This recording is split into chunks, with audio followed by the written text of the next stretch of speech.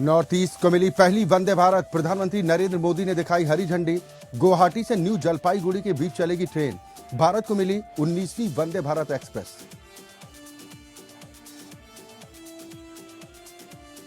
दिल्ली में कांग्रेस मुख्यालय में हुई बैठक। राहुल गांधी ने कहा, हमें कर्नाटक में 136 सीटें मिली थी, अब मध्य प्रदेश में जीतेंगे 150 सीटें। शिवराज सिंह चौहान का पलटवार, कहा राहुल को ख्याली पुलाव पकाने की आदत।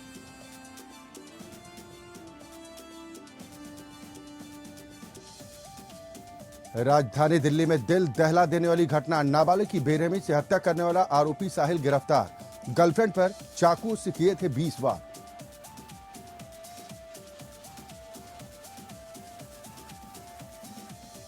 दिल्ली हाईकोर्ट ने कहा, यासीन मलिक को फांसी देने की याचिका का होगा परीक्षण। यासीन मलिक को नोटिस जारी। सॉलिसिटर जनरल ने माना दोष को दुर्लभतम मामला।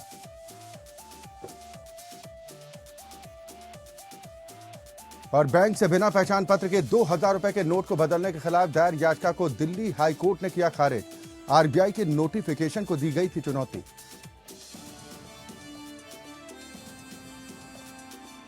झारखंड के धनबाद में दर्दनाक हादसा। हाईटेंशन तार की चपेट में आने से 8 मजदूरों की मौत, कई की हालत गंभीर। बढ़ सकता है मृतकों का आंकड़ा।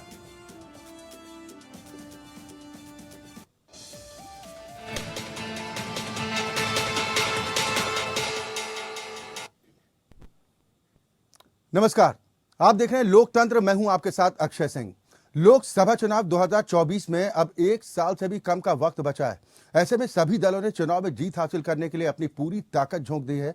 दुनिया की सबसे बड़ी पार्टी होने का दावा करने वाली बीजेपी जहां जीत की हैट्रिक लगाने को बेताब है, वहीं विपक्षी दल एकजुट होकर बीजेपी को सत्ता से बाहर का रास्ता दिखाने के लिए गुना भाग करने में जुटे हैं। आज हम बात करेंगे उत्तर से लेकर दक्षिण की राजनीति की, जिसमें फतेह हासिल करने को लेकर अपने अपने दांव पेच चले जा रहे हैं।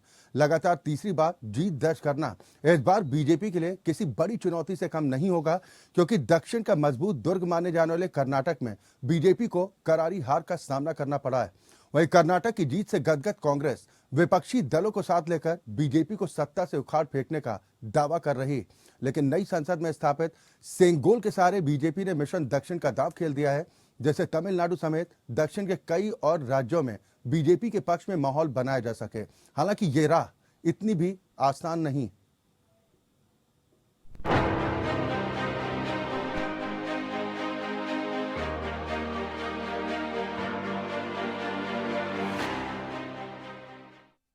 उत्तर और दक्षिण से निकलेगा जीत का रास्ता। मिशन 2024 को लेकर एक्शन मोड में सियासी दल। दक्षिण में सेंगोल से सधेगी बीजेपी की सियासत।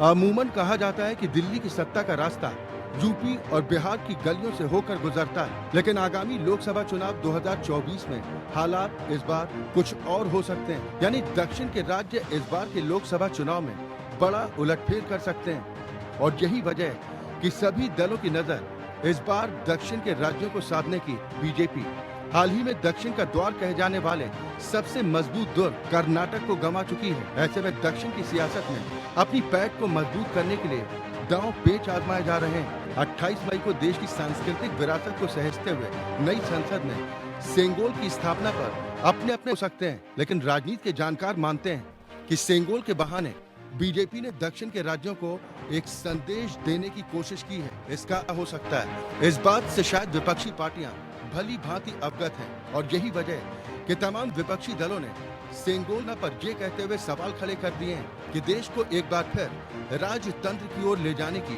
कोशिश की जा रही है। दक्षिण के राज्यों में राजनीतिक दलों के फोकस की वजह है यहाँ की 130 लोकसभा सीटें, जिनमें बीजेपी के पास अभी महज सीटें। उत्तर भारत में बीजेपी मजबूत मानी जाती है, लेकिन हर बार समीकरण एक से नहीं रहते। इसको लेकर बीजेपी की नजर दक्षिण के 5 राज्यों पर है। कर्नाटक विधानसभा चुनाव में भले ही बीजेपी को हार का सामना करना पड़ा हो, लेकिन लोकसभा चुनाव में बीजेपी कर्नाटक में बेहतर प्रदर्शन के साथ तमिलनाडु, केरल, तेलंगाना, आंध्र प्रदेश और पुडुचेरी में भी प्रदर्शन को सुधारना चाहती है। वहीं कर्नाटक की जीत से उत्साहित कांग्रेस गठजोड़ के जरिए बीजेपी के मंसूबों पर पानी फेरने की तैयारी में है। उत्तर भारत यानी हिंदी बेल्ट में बीजेपी ने 2014 के लोकसभा चुनाव से ही अपना दबदबा बनाए रखा है। उत्तर प्रदेश, उत्तराखंड, बिहार, झारखंड, मध्य प्रदेश, राजस्थान, और दिल्ली जैसे प्रदेश में बीजेपी 2019 के चुनाव में बम्पर सीटें जीतने में कामयाब रही। लेकिन इस बार के चुनाव में चुनौती इतनी आसान नहीं है। एक तरफ कांग्रेस समेत कई विपक्षी पार्टियां बीजेपी के खिलाफ एक मजबूत गठबंधन बनाने की फिराक में तानाशाही, जांच एजेंसियों के बेजा इस्तेमाल और बेरोजगारी, महंगाई को मुद्दा बनाकर विपक्षी पार्टियां बीजेपी को चारों खाने चित करने की रणनीति बना रही हैं। यूपी की 80, बिहार की 40 सीटें, उत्तराखंड की 5, राजस्थान की 25, झारखंड की 14, दिल्ली की 7 और मध्य प्रदेश की 29 सीटों पर सभी दलों की निगाहें। कुल मिलाकर इस बार का लोकसभा चुनाव प्रमुख रूप से बीजेपी और कांग्रेस के लिए किसी अग्नि परीक्षा से कम नहीं है। लेकिन कांग्रेस को भरोसा है कि मजबूत गठबंधन को साथ लेकर बीजेपी को हराना नामुमकिन नहीं है। तो वहीं बीजेपी को भरोसा है प्रधानमंत्री नरेंद्र मोदी के चेहरे पर और सरकार के 9 सालों के कामकाज पर, जिसके बलबूते बीजेपी जीत की हैट्रिक लगाने को बेताब दिख रही है। Bureau report, APN.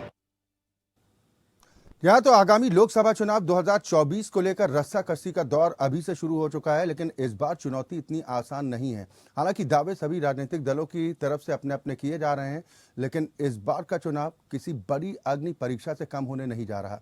आज हम इसी पर चर्चा करेंगे कि जो दावे राजनीतिक दलों की तरफ से किए जा रहे हैं, उन दावों का आधार क्या है और उनमें दम कितना है। सभी खास मेहमान हमारे साथ जुड़ गए हैं। सबसे पहले अपने दर्शकों की मुलाकात अपने आज के सभी सम्मानित अतिथियों से।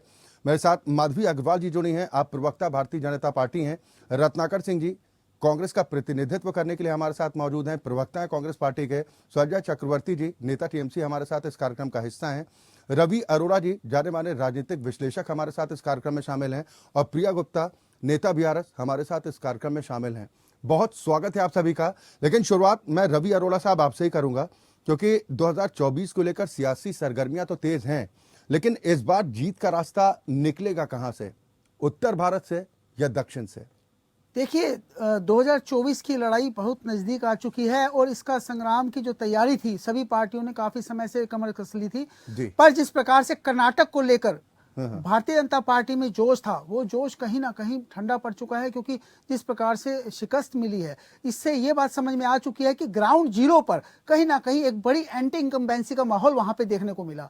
और सबसे बड़ी बात यह है कि जो पार्टी के कार्यकर्ता हैं, जिस भरोसे पे पार्टी के वरिष्ठ नेता भरोसा दिलाते हैं और बड़े बड़े मंचों पर दावे करते हैं, उससे यह तय है कि अब भारतीय जनता पार्टी में जो मंथन हो रहा है कि उनको पता है कि इतनी आसान राह नहीं है। उत्तर भारत के भरोसे रहा जा सकता है, लेकिन बिना साउथ को लिए भी आप जीत हासिल नहीं कर सकते, क्योंकि आने वाले टाइम में, क्योंकि ऑलरेडी तीसरी बारी है, अगर हैट्रिक मारनी है तो बहुत सारे ऐसा माहौल बनता है, बहुत सारी ऐसी शिकायतें होती हैं आम पब्लिक की, जिसको लेकर कहीं ना कहीं वोट के अंदर वो तब्दील होती नजर आती हैं। ऐसे में क्या, देखिए आप एक बात को समझिए, जिस कांग्रेस को हराने में कहीं ना कहीं आम आदमी पार्टी ने एक बड़ी भूमिका निभाई, और जहां जहां कांग्रेस का पतन हुआ वहां वहां आम आदमी पार्टी ने बढ़त बनाई। आज आम आदमी पार्टी और कांग्रेस भी कहीं ना कहीं एक ही मंच पर नजर आ रहे हैं, खासकर मोदी जी के खिलाफ। भारत के प्रधानमंत्री नरेंद्र मोदी जी का जो रथ चल रहा है, उसको रोकने के लिए सभी विपक्षी पार्टियां आज एकजुट होने को तैयार हैं, लेकिन कोई रास्ता नहीं मिल पा रहा उनको कि किस प्रकार से आखिर प्रधानमंत्री का चेहरा कौन होगा। दावे तीसरा मंच अगर बनता है तो उसका नेतृत्व कौन करेगा, क्योंकि सभी पार्टी ये चाहती है कि जो जिनके बड़े नेता जो 1 से 2 राज्यों में शासन कर रही है, चाहे वो आम आदमी पार्टी हो, चाहे हम टीएमसी की बात करें, चाहे हम जनता दल यूनाइटेड की बात करें, चाहे हम शरद पवार की पार्टी की बात करें, तो सभी कहीं ना कहीं अपने आप को प्रोजेक्ट करना चाहते हैं प्रधानमंत्री के तौर पे। सिर्फ इसी कारण से ये तीसरा मंच नहीं बन पा रहा, और मुझे लगता है ये राह इस बार बहुत मुश्किल है भारतीय जनता पार्टी के लिए भी। आने वाला रिजल्ट क्या होगा, आने वाला मैंडेट कहां जाएगा, यह देखने वाली बात है। लेकिन इतना तय है कि आने वाली राहें, चाहे वो राजनीतिक दल भी जनता का मन टटोलने की कोशिश करते हैं, उसके आधार पर अपने अपने दावे भी किए जाते हैं। लेकिन माधवी अग्रवाल जी, बीजेपी के सामने जीत की हैट्रिक लगाना कितनी बड़ी अग्नि परीक्षा है? देखिए, चुनाव जो होते हैं वो लोकतांत्रिक व्यवस्था में लोगों के अपने एक सोच और जो जनता है उनका जो व्यू है कि उनको कौन सी सरकार चाहिए, उस हिसाब से ही होते हैं। और जाहिर सी बात है कि भाजपा इस सोच में लोगों के मन पे आज भी बहुत अच्छी तरीके से दूसरा कोई अल्टरनेटिव नहीं दिखता। आज भी मतलब भाजपा जो है वो प्रथम स्थान पर है, ये कहा जा सकता है। देखिए, विपक्षियों का अपना एक काम है और एक कह सकते हैं कि डेमोक्रेटिक देश के अंदर में बहुत जरूरी है कि विपक्ष भी अपनी बात को पूर्ण रूप से रखे, क्योंकि सशक्त विपक्ष होगा तो जो सत्ता है वो अच्छी तरीके से आगे काम भी कर सकेगी। तो मेरा मानना है कि सशक्त जो है विपक्ष होना बहुत जरूरी है और वो अपनी तरफ से जो भी बोले, आरोप प्रत्यारोप लगाते रहें, उसमें कोई बुराई नहीं है। कई तरीके के दल है, कई तरीके के उनके अभियान है, कई तरीके की उनकी सोच है, उस हिसाब से वो अपनी बात को रख रहे हैं। धर्म के हिसाब से रखें, चाहे वो अपने प्रांतीय स्थिति के हिसाब से रखें, चाहे वो किसी भी विषय को लेकर आगे चले, जनता की बात भले ही करें, लेकिन कहीं ना कहीं ये तो आप भी देख रहे हो और हम भी देख रहे हो, देश की जनता भी जानती है कि इन प्रांतीय दलों को जो है वो देश की जनता ने वो नकार दिया है। माधवी अग्रवाल जी, सवाल इस बात को लेकर उठ रहे हैं कि तमाम विपक्षी पार्टियां इस बार के मुकाबले को मोदी बनाम विपक्ष के तौर पर पेश करना चाहती हैं। अगर विपक्ष इसमें कामयाब रहता है, अगर विपक्ष इसमें कामयाब रहता है तो कितनी मुश्किलें बढ़ सकती है बीजेपी के लिए? कोई मुश्किल नहीं है, कोई मुश्किल नहीं है, क्योंकि यही जो सिनेरियो है ये पिछली बार भी आपने देखा होगा जब 5 वर्ष पहले सारे आप देखे होंगे एक ही मंच पर सारे के सारे विपक्षी दल आ गए थे। लेकिन इनकी समस्या क्या है कि ये जितने भी विपक्षी दल हैं और जो इनको लीड करने वाले जो इनके लीडर हैं वो सभी लोग अपने आप को प्रधानमंत्री के तौर पर देखते हैं। इनका कोई लीडर नहीं है। इस विपक्षी सारे ये जो जमावड़ा है इसका एक लीडर नहीं है, इसके कई लीडर हैं और इसकी वजह से क्या है, इनके अंदर में एक अंतर। यानी बीजेपी इसी बात को प्लस पॉइंट मानकर चल रही है कि विपक्ष में बिखराव ही रहेगा, विपक्ष एकजुट नहीं हो पाएगा, जिसका फायदा भारतीय जनता पार्टी को होगा। रत्नाकर भाई, बहुत बड़ी चुनौती है, हालांकि प्रयास तो खूब किए जा रहे हैं और इस बार एक्टिव मोड में भी कांग्रेस दिखाई दे रही है, लेकिन गठबंधन की सफलता हो पाएगी क्या? अच्छा जी, देखिए अभी हमारी बहन जो कह रही थी कि कोई मुश्किल नहीं है 2024 का चुनाव के लिए, ये सोच रही है कि आसानी से जीत जाएंगी 2014 की तरह और 2019, लेकिन परिस्थितियां 2019 के बाद बहुत तेजी से बदली, इस प्रकार बदली हैं कि आज जो इनका एक बड़ा कुंबा हुआ करता था एनडीए का, उसमें से कुंबे में से बड़े जो घटक दल हैं वो सब निकल के इनके विरोध में जाकर खड़े हुए। साउथ का भी आप लोग ही चर्चा कर रहे थे कि साउथ में इनका जो किला था वो पूरी तरह से ध्वस्त हो चुका है और जो गेटवे ऑफ साउथ कहा जाता था कर्नाटक, वो भी ध्वस्त हो चुका पूरा। तो आप सिर्फ नॉर्थ के भरोसे बैठे हुए हैं और सोच रहे हैं कि हम फिर से पूर्ण बहुमत की सरकार आएंगे, तो आप खुशकामी में रहिए और आज ये खड़ा ख्याली पुलाव जो है आप खाते रहिए। रही बात नॉर्थ की, मैं कह देना चाहता हूँ कि नॉर्थ में देखिए जो इनके दोस्त थे वो दुश्मन होते चले गए। जेडीयू जो इनके साथ खड़ा था वो आज जेडीयू भी हट गया। टीएमसी जो इनके साथ चुनाव लड़ा था वो भी टीएमसी हट गया। तो कहीं न कहीं 2024 की जो लड़ाई है निश्चित रूप से एनडीए में आज आप जिनकी उंगली पे बता दीजिए ना कितने बड़े घटक दल इनके साथ खड़े हैं। लगभग छोटी मोटी पार्टियां जो है वो अनुप्रिया पटेल वाली और जो ये पासवान वाली पार्टियां, छोटी मोटी पार्टियां इनके साथ खड़ी हैं। कहीं न कहीं आज भारतीय जनता पार्टी अलग थलग खड़ी नजर आ रही है, क्योंकि सारे जो घटक दल हैं इनके मैक्सिमम जो है छोड़ के चले गए हैं। किसी छोड़ के चले गए हैं क्योंकि भारतीय जनता पार्टी की तानाशाही रवैया जो है और आम आदमी के हित में काम नहीं करना, अपनी ही सिर्फ तानाशाही रवैया अपनाए रखना, छोटी पार्टियों को खत्म करने की मंशा जाहिर करना इनके अध्यक्ष द्वारा, कहीं न कहीं ये सारा दाव जो है उल्टा पड़ गया है। और देखिए भारतीय जनता पार्टी ने कुछ किया नहीं है खास तौर से। अगर किया होता तो देश में इतनी महंगाई नहीं बढ़ गई होती, देश में इतनी बेरोजगारी नहीं बढ़ गई होती। भाई ये दावे तो 2019 चुनाव से पहले भी किए गए थे ना, लेकिन जब नतीजे सामने आए तो सारे दावे हवा हवाई हो गए। उस वक्त भी ऐसे ही दावे किए गए थे। खूब हाथ से हाथ मिलाकर मंच पर लोगों ने देखा भी कि तमाम दलों का गठबंधन बनने जा रहा है, अब तो बीजेपी को सत्ता से जाना ही होगा, लेकिन नतीजे जब आए तो वही ढाक के 3 पात।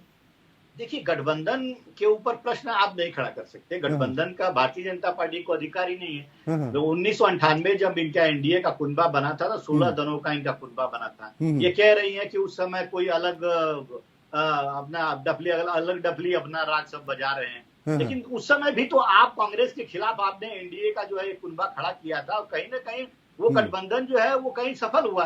अगर हम यूपीए 1 में सफल हुए, यूपीए 2 में सफल हुए, तो यूपीए 3 में क्यों नहीं सफल होंगे, आप बता दीजिए। और रही बात, देखिए आज भारतीय जनता पार्टी भले ही कितनी ऊपर से ये लोग कॉन्फिडेंट दिखते हो, लेकिन कर्नाटक में जो इनका एक 9 साल हो गए, लोग उब चुके हैं। आप हिंदू मुसलमान भारत पाकिस्तान, चले खैर, आप कर्नाटक की जीत से उत्साहित हैं, वाजिब भी है रत्नाकर भाई, लेकिन वहां का तो ट्रेंड रहा है पिछले 4 दशकों का कि सत्ता का परिवर्तन तो होता रहा है।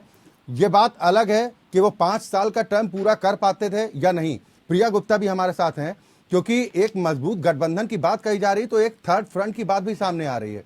प्रिया गुप्ता जी, रत्नाकर जी की तरफ से अभी जो दावा किया गया कि तमाम विपक्षी दल परेशान हो चुके हैं और एक मंच पर सब आने को तैयार हैं, किसी तरह का कोई बिखराव नहीं होगा, आप सहमत हैं उनकी इस बात से?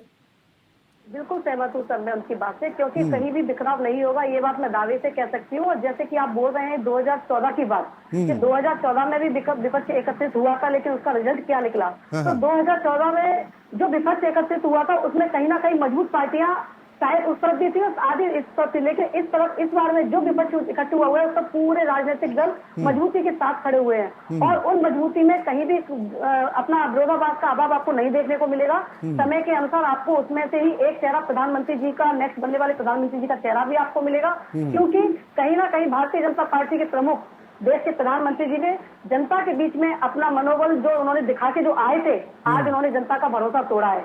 आज जनता की नजरों पर वो खड़े उतर नहीं पाए कहीं से भी, क्योंकि सबसे पहली तो इस देश की महिला सबसे प्रथम रखी जाती है। और वो हमेशा जब भी कोई भी नीतियां लेकर आते हैं वो उनकी नीतियां सारी महिला विरोधी होती है। और आप ये बात बहुत भली बात ही जानते हैं कि एक महिला की ताकत क्या होती है। मैं एक महिला हूँ, ये बोल सकती हूँ। तो कहीं ना कहीं अगर आज वो ये सोच के बैठे हैं कि आने वाले 2024 के चुनाव में अगर प्रधानमंत्री जी वापस से इस सीट पर आ रहे हैं, तो मैं दावे से कह रही हूँ कि ऐसा अब संभव नहीं होगा, क्योंकि कहीं ना कहीं जनता ये बात जान जो चुकी है। आपने दलित महिला के अपमान का मुद्दा बताया, महामहिम राष्ट्रपति का जिक्र किया कि उनको अपमानित कहीं ना कहीं किया गया नई संसद भवन के उद्घाटन समारोह उनके हाथों न करवा कर, ये तो जाहिर है कि विपक्ष इसको मुद्दा बनाएगा।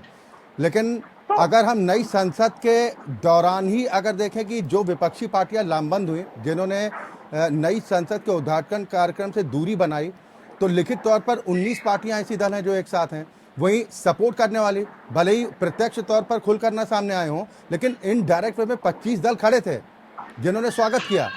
तो ताकत तो भले ही आप कह सकते हैं कि एनडीए कमजोर हुआ है, लेकिन ये संकेत क्या है कई दलों की तरफ से जिनको आप उम्मीद कर रहे थे कि ये भी हमारे साथ आ सकते हैं?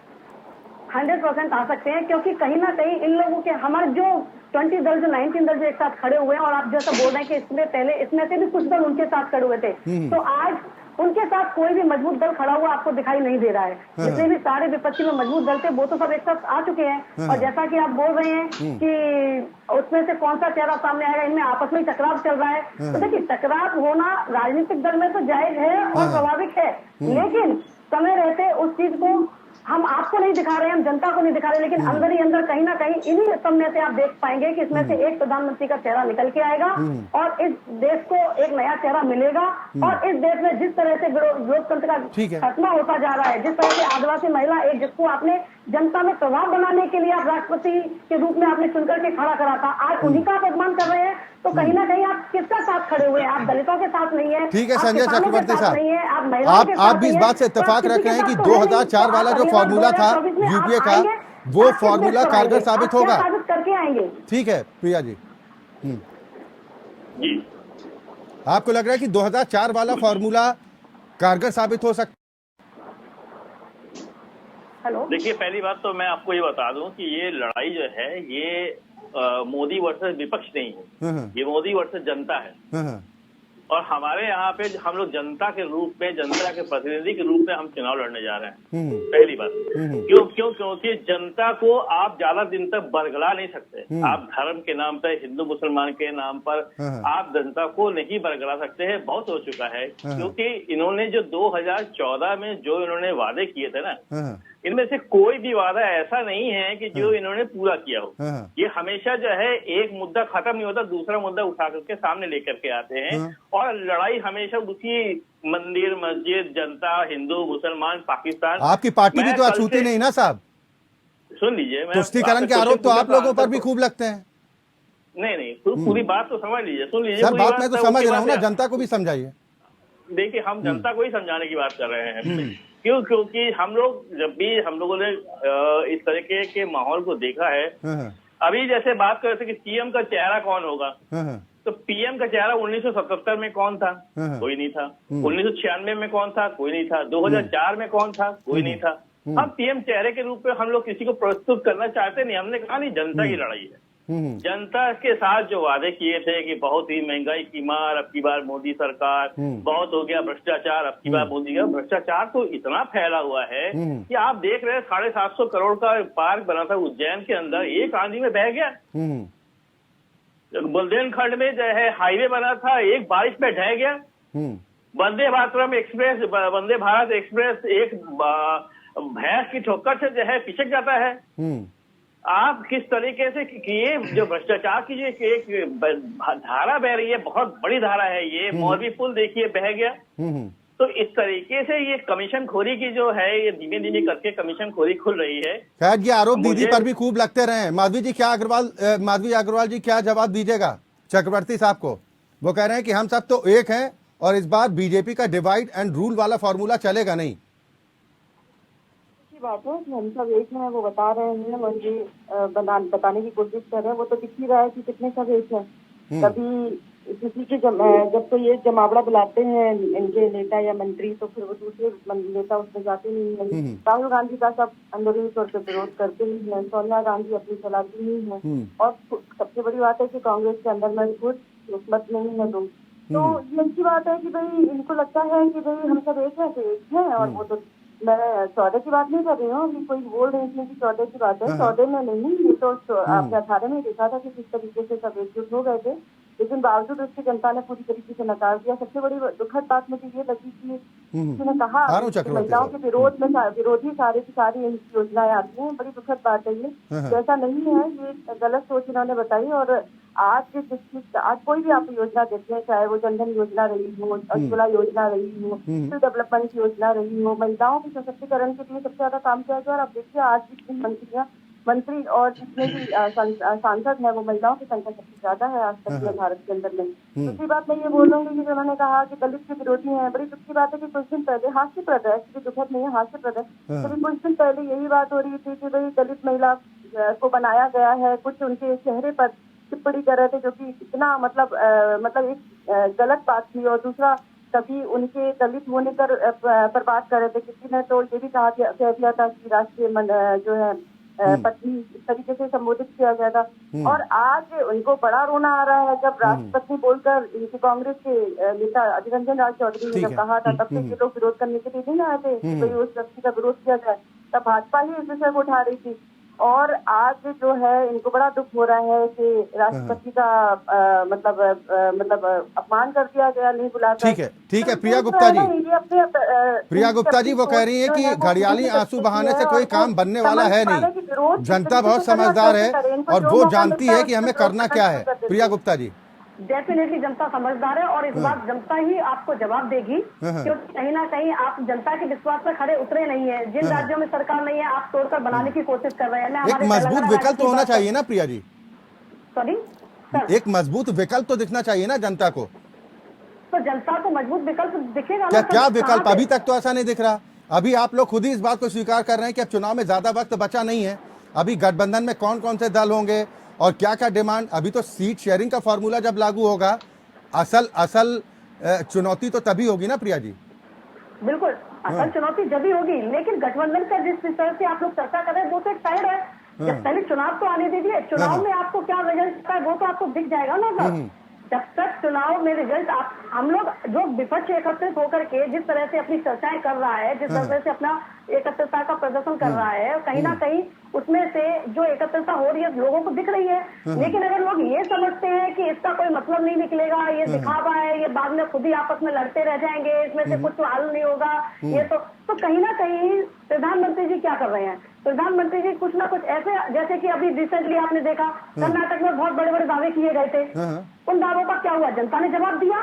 ठीक उसी तरह आने वाले चुनावों में इसको तो आप ही लोग रिवाज बोलती रही है ना कि वहां का तो मिथक ही रहा है कि हर 5 साल में सत्ता परिवर्तन कम से कम 4 दशक लोगों ने देखा।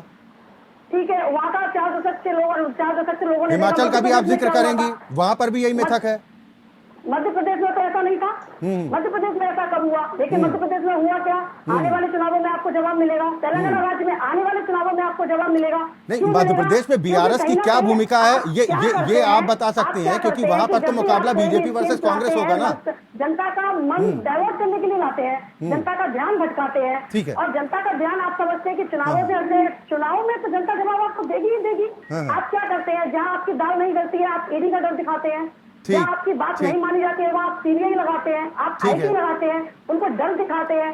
ठीक है रत्नाकर सिंह जी, तो क्या ये माना जाए साल 1989 में जो फॉर्मूला इजाद किया गया था विपक्षी एकता का, ठीक है प्रिया जी थोड़ा सा इंतजार कीजिए, 1989 में जो फॉर्मूला इजाद किया गया था, एक सीट एक विपक्षी उम्मीदवार, क्या वो स्थिति बन सकती है और इतनी आसान होगा ये करना? देखिए अक्षय जी, कालांतर में जो फार्मूला इजाद किया गया और जो अप्लाई किया गया वो उस समय की परिस्थितियों के हिसाब से किया गया। आज की परिस्थितियां भिन्न है, तो मैं ये नहीं कहूंगा कि एक सीट एक कैंडिडेट के हिसाब से जो चीजें फार्मूला होंगी। निश्चित रूप से हम सारे विपक्षी दल मीटिंग जो 12 तारीख को भी एक हम रैली करने जा रहे हैं, उसके बाद भी मीटिंग का दौर जारी रहेगा और निश्चित रूप से हम साथ में बैठेंगे और कोई न कोई बढ़िया फार्मूला इजाद करेंगे जिससे कि भारतीय जनता पार्टी को सत्ता साधन से जो है हटाया जा सके।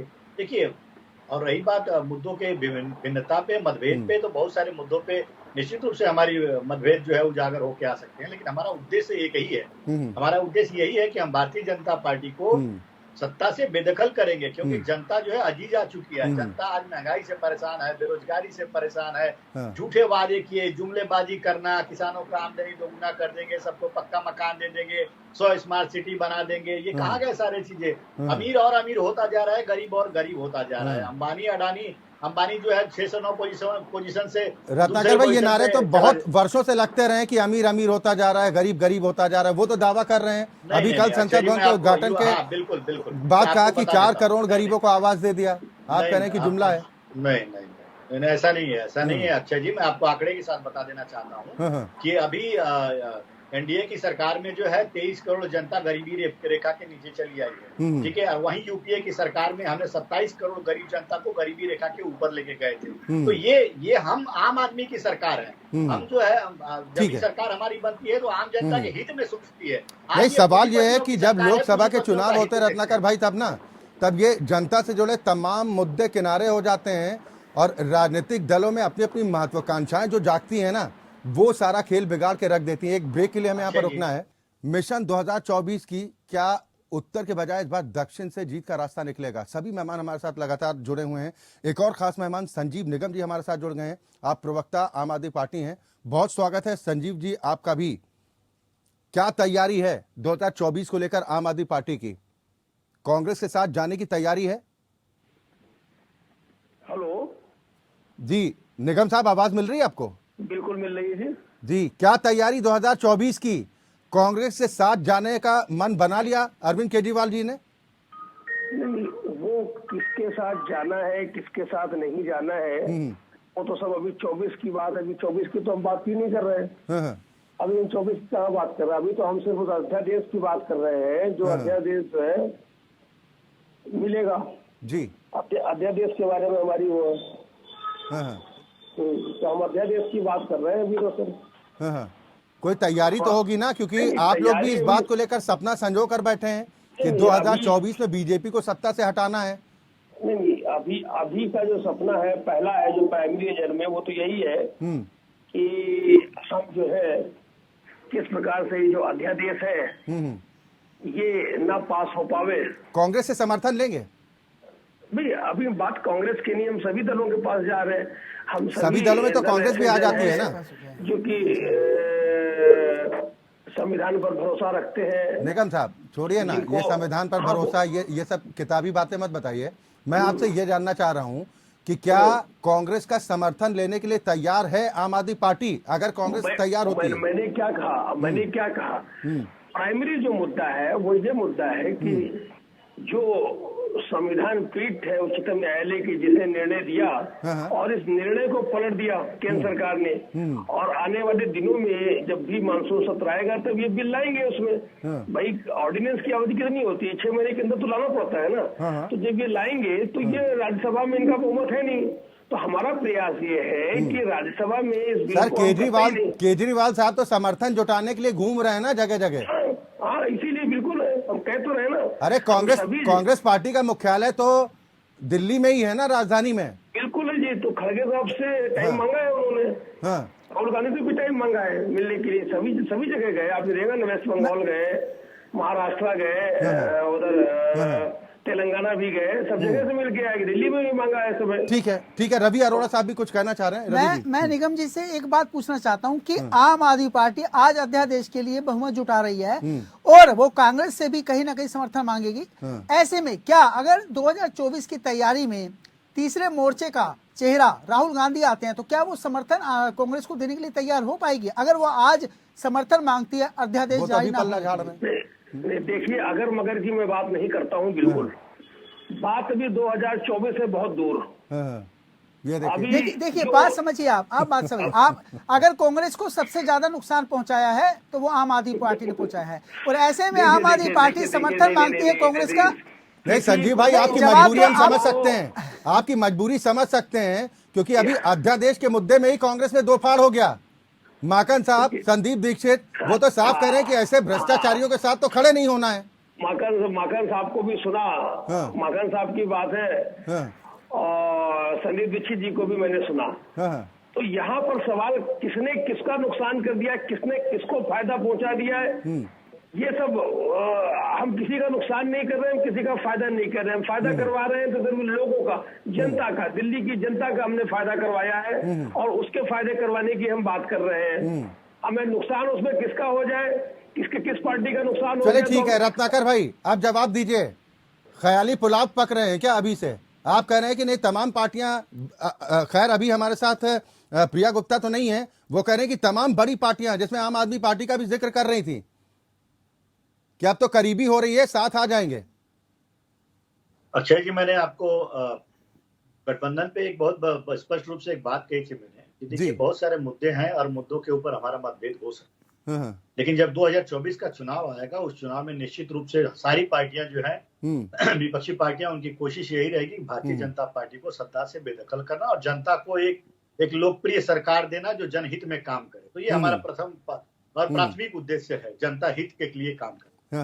रही बात अध्यादेश के ऊपर समर्थन की, तो निश्चित रूप से आज ही खड़गे जी ने जो है राज्य इकाई के लोगों से मिला है और नेताओं से मिला है, और केसी वेणुगोपाल ने जी ने स्पष्ट तौर से कहा है कि हम जो है राज्य इकाई का सलाह विचार विमर्श करेंगे और तमाम लाइक माइंडेड पार्टियां उनसे भी विचार विमर्श करेंगे और हमें उस पे समर्थन देना है कि नहीं देना है, वो विचार विमर्श करने के बाद ही पार्टी निर्णय करेगी और जो भी पार्टी हित में और देश हित में रहेगा उसके अनुसार ही पार्टी निर्णय लेगी। नहीं, ये बात तो बिल्कुल आपकी ठीक है, पार्टी अपना हित देखते हुए आगे का डिसीजन लेगी, लेकिन क्या आपको लग रहा है कि आम आदमी पार्टी के साथ अगर आप चले जाते हैं और जब जनता के बीच में वोट मांगने जाएंगे तो जनता सवाल नहीं पूछेगी कि वो आपको कोस कर सत्ता पर आए?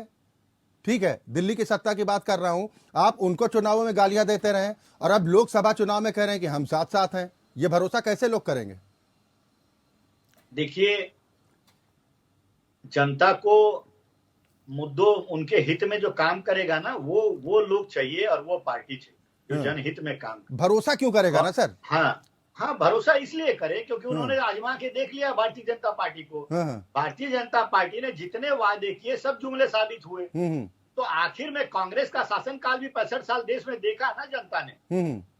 जनता ने देखा कि हमने कितना काम किया, आईटी बनाया। तो फिर विपक्षी गठजोड़ की जरूरत क्यों करनी पड़ रही रत्नाकर भाई? नहीं, हर राज्य में कांग्रेस पार्टी मजबूत स्थिति में नहीं है और जहां पे मजबूत स्थिति में नहीं है, निश्चित रूप से हम चाहेंगे कि हमारे साथ जो और विपक्षी पार्टियां हैं और लाइक माइंडेड पार्टियां हैं वो हमारे साथ मिल करके और भारतीय जनता पार्टी को हराने का काम करें। तो जैसा कि भारतीय जनता पार्टी का भी है वैसे ही है। आप देख लीजिए, साउथ में पूरी तरह से खत्म है, समाप्त है ये। नॉर्थ में बचे खुचे हैं, तो नॉर्थ में कहीं ना कहीं इनको भी अलायंस करना पड़ेगा। उत्तर भारत में कांग्रेस की भी तो यही स्थिति है कुछ, रत्नाकर भाई।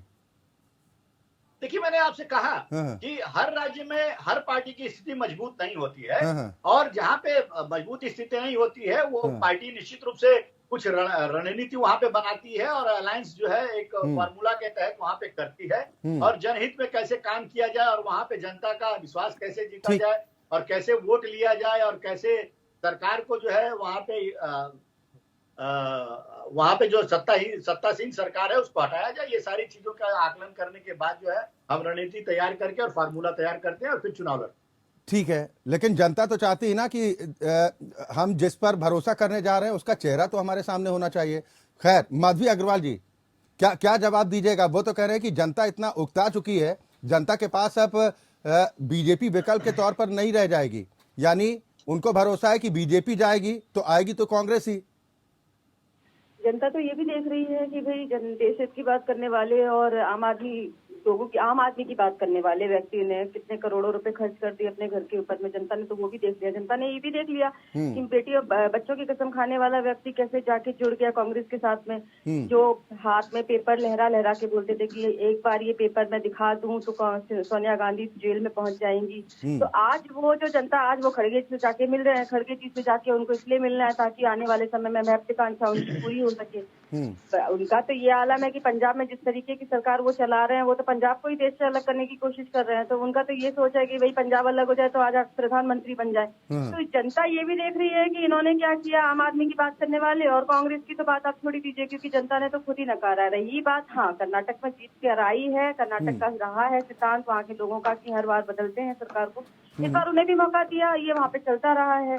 हिमाचल में भी वैसे ही रहा है। तो ऐसी बात है कि जनता तो सब कुछ उत्तराखंड में बावजूद उसके तो आपके जितने ठीक है, जनता तो सब देख रही है, इसीलिए जनता को जवाब देने दीजिए। अभी एक बोल रहे हैं कि हम अध्यादेश की बात कर रहे हैं, दूसरे बोल रहे हैं हम कानून को नहीं मानते, कभी बोलते हैं हम ये सरकार को नहीं मानते, कभी बोलते हैं संविधान को तो मानते हैं, लेकिन हम जो है वो आज जुडिशरी है वो भी जो है वो सरकार के हिसाब से काम कर रही है। संवैधानिक जो संस्थान है उनके ऊपर भी आरोप लगाते हैं। और ये तो वो लोग यहाँ बैठे हुए हैं भाई जिनके लीडर्स जो हैं वो देश की सेना पर भी कभी कभी सवाल उठा देते हैं। तो रही बात कि भाई इनके सोच क्या है, इनकी खुद के सिद्धांत क्या है, ये बड़ा सोचना असंभव है। जनता इस चीज को बहुत अच्छी तरीके से देख रही है। संजीव निगम साहब वो कह रहे हैं कि राजनीतिक दलों की तरफ से यही तर्क दिया जाता है कि जो समान विचारधारा वाले दल हैं वो सब एकजुट हो जाएंगे। मैं आपसे जानना चाह रहा हूं कि क्या कांग्रेस और आम आदमी पार्टी की विचारधारा एक है? फिर मैं चक्रवर्ती साहब आपके पास आ रहा हूं। मैंने कहा आवाज आ रही है मेरी साहब? बहुत अच्छी आवाज आ रही है, आप बोलिए। तो मैं ये कह रहा था, देखिए सवाल ये यहाँ पर ये है कि परिस्थितियों पर सारे जो निर्णय होते हैं कई बारी परिस्थितियों पर समय अनुसार वो निर्णय लिए जाते हैं कौन किसके साथ है। आज देखिए नीतीश जी है, नीतीश जी ने पहले भारतीय जनता पार्टी के साथ मिलकर के सरकार बनाई बिहार में।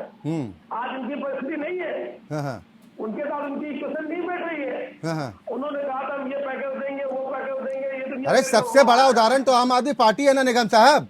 जब पहली बार चुनाव लड़े, जिसको गालियां देकर सीटें जीती, उसी के साथ सत्ता बना ली सहयोग से। तो सबसे बड़ा उदाहरण तो आप दीजिए ना। फिर कहा है वो उस समय जो सरकार बनी थी 49 डेज के लिए, वो भी जो है कोई ये नहीं थी कि वो भी एक मतलब अरे कमाल करते हैं, सामने वाले से युद्ध लड़के आए, सामने वाले से युद्ध लड़के आए और फिर गलबैया करने लग जाए तो लोग भ्रमित नहीं होंगे? भाई आपके सामने क्या चुनाव में ढोकेंगे क्या? भाई चुनाव आयोग की जितनी मदद कर सकते हैं उसकी दोबारा तो आप चुनाव में तुरंत जाएंगे नहीं, दोबारा भी स्थितियां वही आ जाए तो आप तीसरी बार भी जाए। तो जो भी उसका बेस्ट ऑप्शन हो सकता था वो उस समय के अनुसार किया गया। 49 दिन सरकार चली, तुरंत मुख्यमंत्री महोदय जो नहीं, तो वही तो जानना चाह रहा हूँ कि ये बेस्ट ऑप्शन क्या हो सकता है आपके हिसाब से इस बार? आप तो अभी आप तो कह रहे हैं कि अभी चुनाव तो बहुत दूर है। बिल्कुल दूर है। अभी कोई दूसरे साथी आपके कह रहे हैं कि भाई चुनाव में अब वक्त कम बचा है। नहीं, चुनाव सवाल ये है कि आज की स्थिति में और खास तौर से मैं I am not in a position to say anything right now.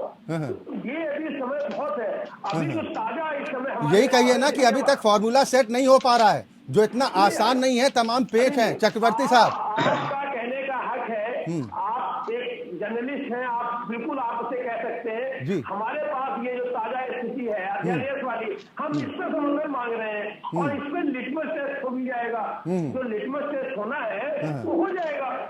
चलिए मान लीजिए लिटमस टेस्ट में आप पास हो जाते हैं, कांग्रेस से समर्थन मिल जाता है, तो कांग्रेस के साथ जाइएगा, कांग्रेस की छतरी के नीचे। भाई आगे जो है वो किन पहलुओं पर आगे तय होगा बैठ करके। ये हालत है चक्रवर्ती साहब। संजीव अभी बोलने को कई दल तैयार नहीं है कि हमें आगे रास्ता कौन सा पकड़ना है, और आप कह रहे हैं कि भाई गठबंधन तो बहुत मजबूत है, हम तो बस सत्ता से उखाड़ फेंक देंगे। देखिए, ये सत्ता तो 2019 में उखड़ जाती है। 2019 में ही ये सत्ता उखड़ जाती जब हम लोगों ने अपना गठबंधन बनाया था। लेकिन वो पुलवामा कांड में फिर जो है वो उन्होंने जो सेना के नाम पे जो वोट मांग करके एक संपत्ति हासिल कर ली, वो वहां से जीत गए। मैं 2018 की बात बताना चाहता हूँ आपको। 2018 में बीजेपी जो है लगभग 75% जनता पे राज्य कर रही थी। राज्य सरकारों में करीब 75%। अब धीमे धीमे में ये 44% में उतरा है। इस समय बीजेपी की हालत ये है कि सिर्फ और सिर्फ 5 राज्यों में इनकी पूर्ण बहुमत की सरकार है, जो ये चुनाव जीत करके आए हैं। बाकी बैकडोर से आए हैं या फिर किसी के साथ गठबंधन। टीएमसी की कितने राज्यों में सरकार है? नहीं, मैं टीएमसी कहीं से भी पीएम पद का उम्मीदवार नहीं। मैंने कहा ना, मैं टीएमसी को इसको लेकर के नहीं आ रहा हूँ। मेरे साथ बात चल रही है कि बीजेपी को कैसे उखाड़ा जाए। हम लोग केवल इस पे फॉर्मूले पे काम कर रहे हैं, और ये सब लोग नहीं। तो मैं यही तो जानना चाह रहा हूँ ना सर, वो फॉर्मूला क्या होगा? आपको क्या लगता है कि कांग्रेस कितनी सीटों पर डिजर्व करती पश्चिम बंगाल में चुनाव लड़ने के लिए? ये हम लोग मिलकर के बैठ करके तय करेंगे। पहली बात, अभी जैसे जैसे समय होता है ना, समय बीतता है, उसी हिसाब से नहीं। ममता दीदी के संकेत के मायने क्या निकाले जाएं? उन्होंने जो कहा कि कांग्रेस 200 सीटों पर चुनाव लड़े तो हम समर्थन दे सकते हैं। प्रेजेंट टाइम को देख करके उन्होंने कहा था कि इस समय कांग्रेस 200 सीटों में मजबूत नजर आ रही है, तो हम 200 सीटों पर चुनाव लड़े, हम बंगाल में अपने लड़ेंगे। ठीक है। दूसरी बात ये है कि अभी 200 है, हो सकता है आगे 200 हो जाए, 250 हो जाए, 250 हो जाए। ये अभी चलिए देखिए, हाँ ये बात आपने कही कि हो सकता है आंकड़ा बढ़ भी जाए, हो सकता है कर्नाटक की जीत से कांग्रेस के उत्साह को देखते हुए तमाम विपक्षी दल इसके लिए राजी भी हो जाएं। लेकिन आपने जो बात कही कि आंकड़ा कम भी हो सकता है, अगर ये कम होगा तो क्या कांग्रेस वो कुर्बानी देगी? 2024 की क्या इस बार रास्ता उत्तर भारत से निकलेगा या फिर दक्षिण से जीत का रास्ता निकलेगा? सभी मेहमान हमारे साथ लगातार बने हुए हैं। ब्रेक पर जाने से पहले रत्नाकर भाई जो हम बात कर रहे थे, क्या जवाब देंगे? देखिए, अभी मैं यहाँ पे बैठ करके, चाहे टीएमसी के यहाँ प्रवक्ता हैं, चाहे आम आदमी पार्टी के प्रवक्ता हैं, ये हम लोग यहाँ पे बैठ के किस तरह से सीटों का बंटवारा होगा ये निर्णय नहीं ले सकते। ये निर्णय निश्चित रूप से पार्टी के शीर्ष नेताओं का काम है और वह रणनीतिकार हैं। हम यहाँ पे बैठ करके अपनी पार्टी की विचारधारा को बोल सकते हैं और कह सकते हैं कि किस तरह से जो है हम चुनाव लड़ेंगे और जनता को किन मुद्दों पे जाके हम चुनाव लड़ेंगे और जीत के आएंगे। ये सब पार्टी के उच्च शीर्ष नेताओं का काम है। तो कितना सीट का किसको देना है, कितना सीट नहीं देना है, इसमें बिल्कुल हम नहीं, दिक्कत तो होगी, चुनौती तो होगी, सीट शेयरिंग के फॉर्मूले में दिक्कत तो होगी, ये तो स्वीकार करेंगे ना।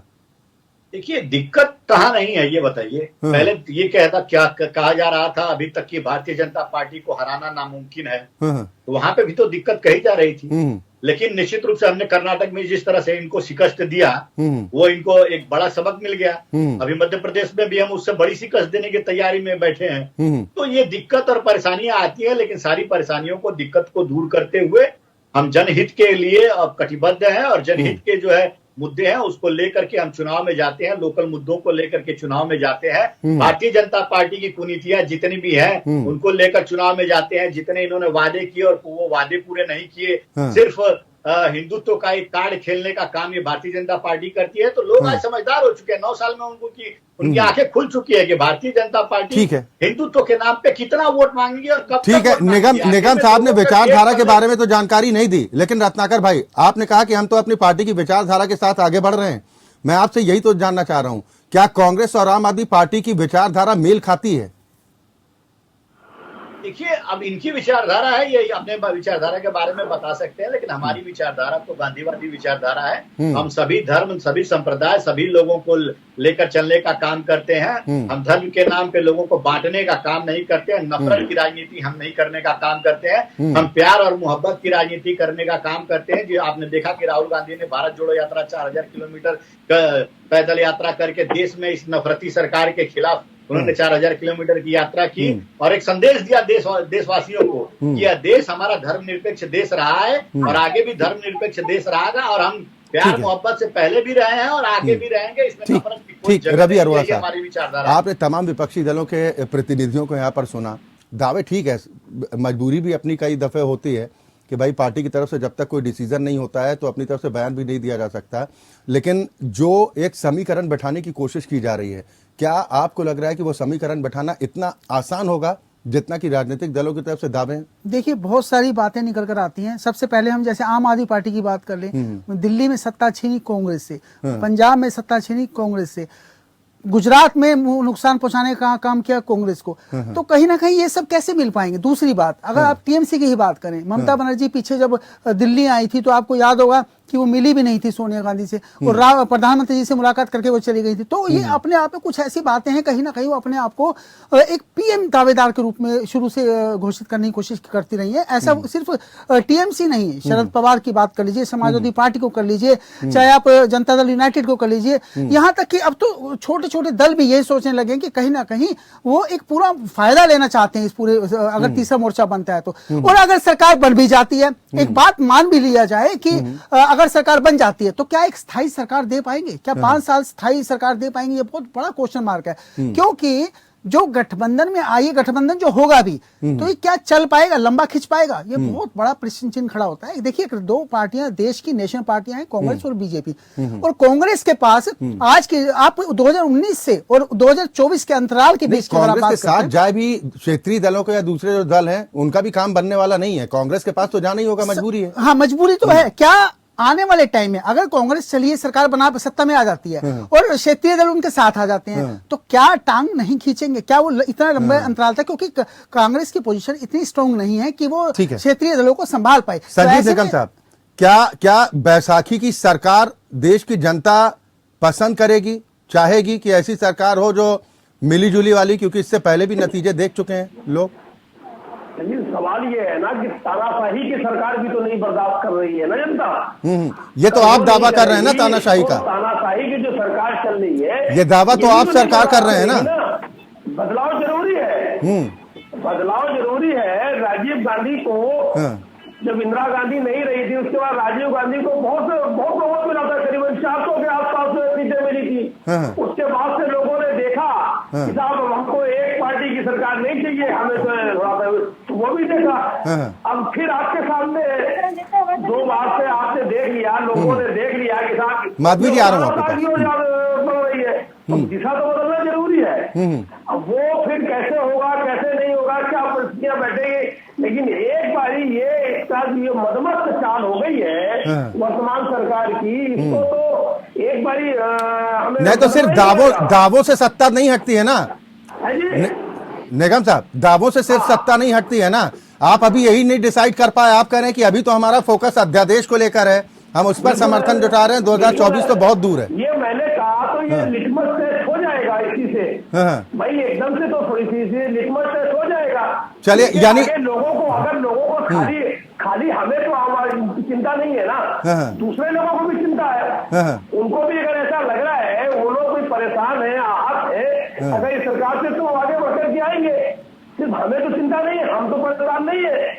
आप देखिए जो कल जो है नई संसद का उद्घाटन हुआ, उसमें 20 पार्टियों ने जो है इसको अपोज किया है। तो अगर ये 20 दल कम से कम मिलकर के सामने आते हैं तो आगे रास्ता अपने। सर, बीजेपी कह रही कि 25 दल तो कम से कम फिर हमारे साथ भी खड़े हैं ना। माधवी अग्रवाल जी, क्या कहिएगा?